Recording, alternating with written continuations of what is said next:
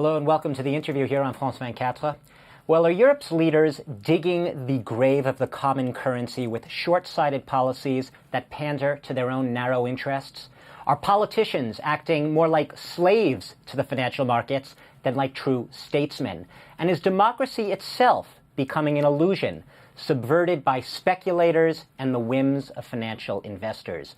Well, my guest today, Jacques Attali, is a man who likes to ask the big questions and also to offer some big answers. Mr. Attali, you are a professor, a prolific writer, a blogger as well, and you've worn many hats over the years. You were the special advisor to the former French President François Mitterrand back in the 80s. And today you are the president of Planet Finance. That is an international, non-profit organization that tries to alleviate poverty through microfinance, which a lot of our viewers are familiar with. But I need to start with the issue we are all talking about these days, Greece. Greece, some might say, Mr. Attali, is a tragedy of errors, because Europe has seemed to speak with one voice, but now when it comes to giving the money, there's a lot of arguments still going on. They just can't seem to come together on this. Well, Greece is a tiny issue in a global problem. The global problem is that the world, and beginning by the US, since the 2008, has not been able to put in place a real coherent strategy to reduce the public debt without jeopardizing the development of the financial sector and the economy.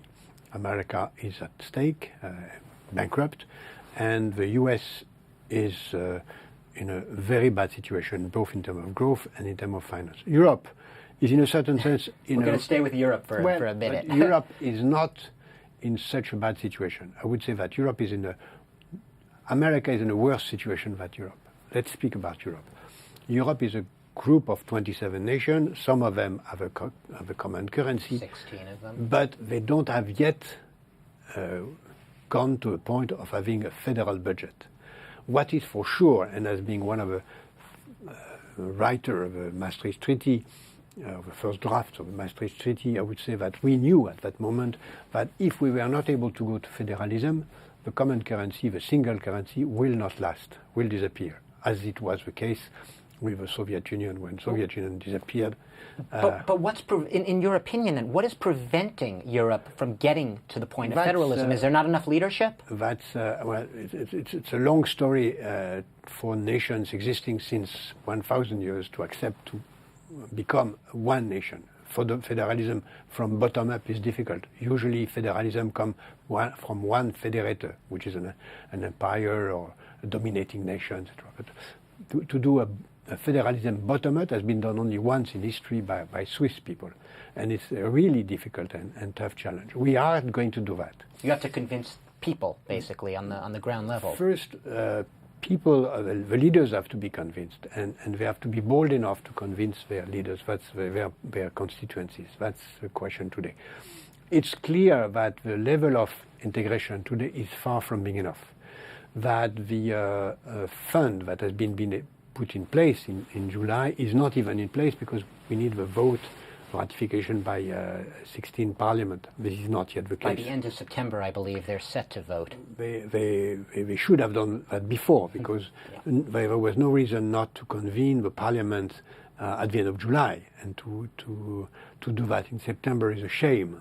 The markets are quick, swift, clever. Brutal as well. Well, it's their rule. I mean, if we don't, what are the markets? Markets are lenders. If you don't want to depend on lenders, don't borrow.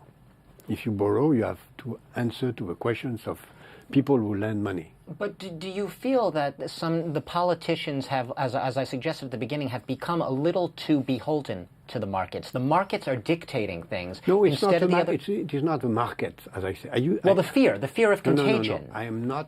I never use the word markets because it's an abstraction. I use the word lenders. Okay. And if you speak about lenders, it's clearer. I mean, lenders are politely asking to be reimbursed.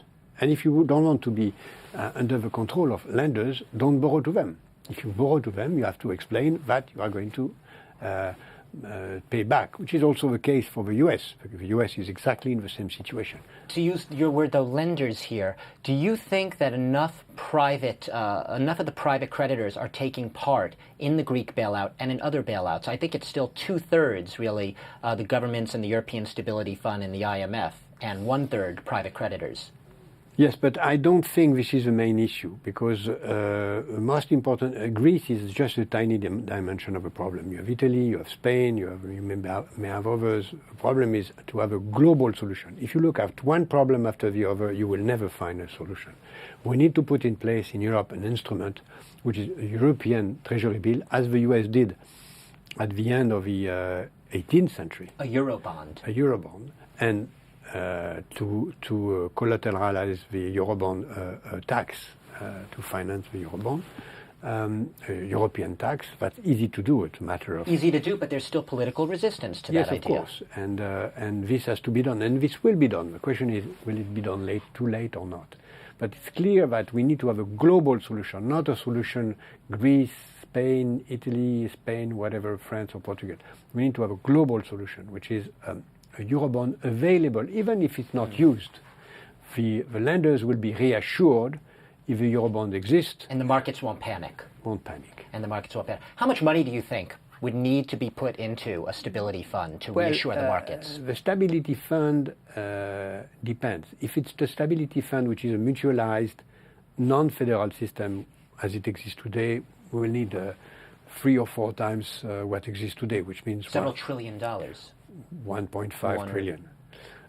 If it is Eurobond, almost zero is needed, because it's enough to say we can have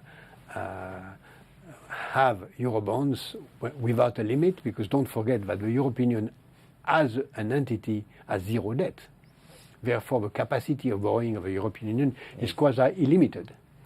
And therefore, it's exactly what happened in the US when, at the end of the 18th century, a government decided to issue the first T-bonds. T-bonds, of course.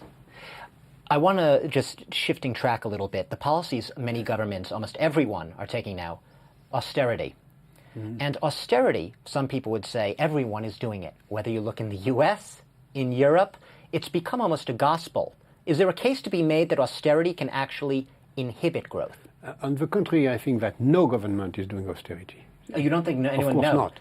If you look at the but they call it austerity. It's legal. If you look at the abyssal American debt, which is unimaginable, where do you see austerity? But we've just seen a very severe round of spending cuts in the United States and no tax revenue increase. No, true. I mean, so you don't see austerity when you look around? Austerity would mean a balanced budget and a reduction of the debt to 60%. But you're talking about the ends. That's yes. The goal, to get to a balanced budget. But right now, governments are in the process of slashing public spending, public programs, social programs. They announced it, but where American taxpayers are not paying $1 more. What has been announced in terms of reduction of spendings is just words for the moment. But programs are being cut. It's just announced. But they just had riots in England over, and then they're not part of the Eurozone. Yes, but that's the amount of the debt in the American, in the UK is 100% of the GDP. Mm. Where is austerity in a nation which has 100% of GDP? I don't see any austerity at all. So more austerity is needed, in your opinion? I don't say austerity. That word doesn't mean anything. What is needed is a reduction of a debt, public debt, by raising taxes, by increasing growth, and by balancing the financial sector. We should not focus only on the public debt. What is very important is that for the first time in mankind history, economic history of the West, we have simultaneously high level of public debt and high level of private debt and high level of bad loans within the banks. And this is very dangerous. It's a fatal mix. We were mentioning taxes before, and I want to bring up recently U.S. billionaire Warren Buffett wrote a provocative opinion piece in which he basically said to the U.S. government, "Hi, I'm a billionaire. Please tax me more. You're not taxing me enough." As you know, the American taxpayers are in a very strange situation because they can avoid tax by giving to philanthropy whatever they want. There are loopholes, yeah. Which is enormous. And then Warren Buffett has already done it by giving almost 90% of his fortune to the Gates Foundation, which is a way to avoid tax but to big to public goods, which is what Bill Gates Foundation is doing. But the basic argument remains. But that means that he gives to private philanthropy, not to the federal government. I think that the U.S. should think about reducing those loopholes in order to increase what they get from the rich. The revenues from the rich, and not just the super rich, but the moderately rich, I would say. Well, it's a matter of knowing what you call rich. I prefer to to differentiate between mobile money, which is money that you use to create new wealth, innovation, etc., right, and stable money, such as land, inherited money, whatever is not creative. Which isn't creating growth and wealth. This should be taxed. Very little time left. Are you optimistic or pessimistic about the economy here in Europe in the year to come? We are intertwined, the U.S., China, and Europe, and I think that we are on the verge of a very, very deep depression. Depression, not yes, recession. If we don't put in place a global governance. Well, I'm going to leave it with those words there. Basically a call for more harmonization, more federalism here in Europe. And worldwide. And worldwide. It's been an elusive goal so far. Jacques Attali, my guest today, the president of Planet Finance, which is an organization that provides microfinance to help alleviate poverty. Thank you very much for sharing your views on what I think everyone would agree is a crisis here in the 16-member Eurozone.